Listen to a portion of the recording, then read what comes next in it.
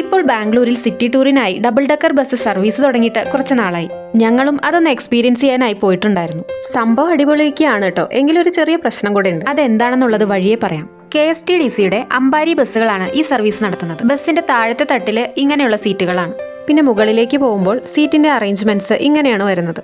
വൈകുന്നേരം 5:30ക്കുള്ള ഈ bus online വഴിയായിരുന്നു ഞങ്ങൾ ബുക്ക് ചെയ്തത്. ഓൺലൈനിൽ ടിക്കറ്റ് ബുക്ക് ചെയ്യാനായിട്ട് KSTDC.co എന്ന് ടൈപ്പ് ചെയ്ത് കൊടുക്കുമ്പോൾ താഴെ ആക്ടിവിറ്റീസിൽ hop on hop off service കാണാൻ സാധിക്കും.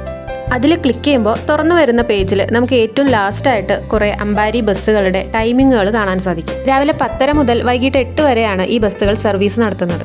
നിങ്ങൾക്ക് പോസിബിൾ ആയിട്ടുള്ള ഒരു ടൈം സെലക്ട് ചെയ്ത് ബുക്ക് നൗ എന്ന് കൊടുക്കുക. പിന്നെ ഡേറ്റും എത്ര ആളുകൾക്കുള്ള ടിക്കറ്റാണ് വേണ്ടത് എന്നുള്ളതും കൂടെ സെലക്ട് ചെയ്തതിന് ശേഷം അപ്പർ ഡെക്കിലാണോ ലോവർ ഡെക്കിലാണോ നിങ്ങൾക്ക് സീറ്റ് വേണ്ടത് എന്ന് കൂടെ സെലക്ട് ചെയ്യുക. ആ കോളത്തിന് നേരെ ബുക്ക് നൗ എന്ന് കൊടുക്കുക. പിന്നെ നിങ്ങളുടെ ഡീറ്റെയിൽസ് എല്ലാം ടൈപ്പ് ചെയ്ത് കൊടുത്ത് പേയ്മെന്റും ചെയ്തു കഴിഞ്ഞാൽ നിങ്ങളുടെ മെയിൽ ID-യിലേക്ക് ടിക്കറ്റുകൾ വന്ന് കിടക്കുന്നുണ്ടാവും. ഒരാൾക്ക് 180 രൂപയാണ് ടിക്കറ്റ് ചാർജ് ആയിട്ട് വരുന്നത്. രവീന്ദ്ര കലാക്ഷേത്രയ്ക്ക് അടുത്ത് നിന്നാണ് ഈ ടൂറുകൾ സ്റ്റാർട്ട് ചെയ്യുന്നത്. നല്ലൊരു എക്സ്പീരിയൻസ് തന്നെയായിരുന്നു ഈ അപ്പർ ഡെക്കിൽ ഇരുന്നിട്ടുള്ള ബാംഗ്ലൂർ സിറ്റി ടൂർ. ഇതിനു മുകളിൽ ഇരിക്കുമ്പോൾ ബാംഗ്ലൂരിനെ നമുക്ക് മറ്റൊരു ആംഗിളിൽ കാണാൻ സാധിക്കും. ബാംഗ്ലൂരിന്റെ ആ ഒരു തണുത്ത കാറ്റും കൊണ്ട് കാഴ്ചകളൊക്കെ കണ്ട് നമുക്ക് സുഖമായി യാത്ര ചെയ്യാം. ട്രാഫിക് ബ്ലോക്ക് ഒക്കെ കടന്നാണ് ഈ പോകുന്നത് എന്നുണ്ടെങ്കിലും നമ്മളെ അതൊന്നും അഫക്റ്റ് ചെയ്യുന്നുണ്ടായിരുന്നില്ല. ബാംഗ്ലൂരിന്റെ ഐക്കോണിക് ആൻഡ് ഹിസ്റ്റോറിക് ബിൽഡിങ്ങുകളെല്ലാം നമ്മുടെ അടുത്തുകൂടെ കടന്നു പോകുന്നുണ്ടാവും.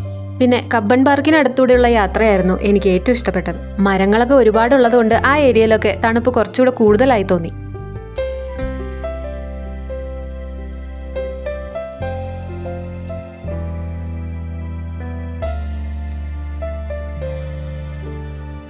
എന്താണ് ഈ ടൂറിന്റെ ഡ്രോബാക്ക് എന്ന് കൂടെ പറയാം. 180 രൂപയ്ക്ക് വളരെ കുറച്ച് ഏരിയ മാത്രമാണ് ഇവർ കവർ ചെയ്യുന്നത്. ഞങ്ങൾ പോയ സമയത്ത് 1 മണിക്കൂറിന്റെ ഏരിയ പോലും ഇവർ കവർ ചെയ്തിട്ടുണ്ടായിരുന്നില്ല. സിറ്റിയുടെ പ്രധാന ഏരിയകളൊക്കെ ഒന്ന് കവർ ചെയ്യുകയാണെന്നുണ്ടെങ്കിൽ സിറ്റി കാണാൻ വരുന്ന ടൂറിസ്റ്റുകൾക്ക് അതൊരു ഉപകാരമായിട്ടുണ്ടാവും. അങ്ങനെ നേരെ വിധാൻ സൗദയുടെ മുന്നിലെത്തി. കൃത്യം അവിടെ എത്തിയപ്പോഴേക്കും സൺസെറ്റിന്റെ ടൈമുമായി. ആ ഒരു ഗോൾഡൻ അവറിൽ വിധാൻ സൗദ കാണാൻ നല്ല ഭംഗിയുണ്ടായിരുന്നു. വീക്കെൻഡുകളിൽ സീറ്റ് അവൈലബിൾ അല്ലാത്തതുകൊണ്ട് ഒരു വീക്ക് ഡേ ആയിരുന്നു ഞങ്ങൾ പോയത്. ഇപ്പൊ നല്ല വെയിലായതുകൊണ്ട് തന്നെ രാവിലത്തെയോ വൈകുന്നേരത്തെയോ സമയങ്ങൾ സെലക്ട് ചെയ്യുന്നതാണ് ഏറ്റവും നല്ലത്. പിന്നെ ബസ് സ്റ്റാർട്ട് ചെയ്യുന്നതിന് അരമണിക്കൂർ മുൻപെങ്കിലും എത്താൻ ശ്രമിക്കുക. സാറ്റർഡേ സൺഡേകളിലൊക്കെ ഓൺലൈൻ വഴി ടിക്കറ്റ് ബുക്ക് ചെയ്യുന്നതായിരിക്കും നല്ലത്. നിങ്ങൾ ഈ ബസ്സിൽ യാത്ര ചെയ്തിട്ടുണ്ടെങ്കിൽ നിങ്ങളുടെ അഭിപ്രായം കമന്റ് ചെയ്യാൻ മറക്കരുത്. മറ്റൊരു ട്രാവൽ സ്റ്റോറിയുമായി നമുക്ക് വീണ്ടും കാണാം.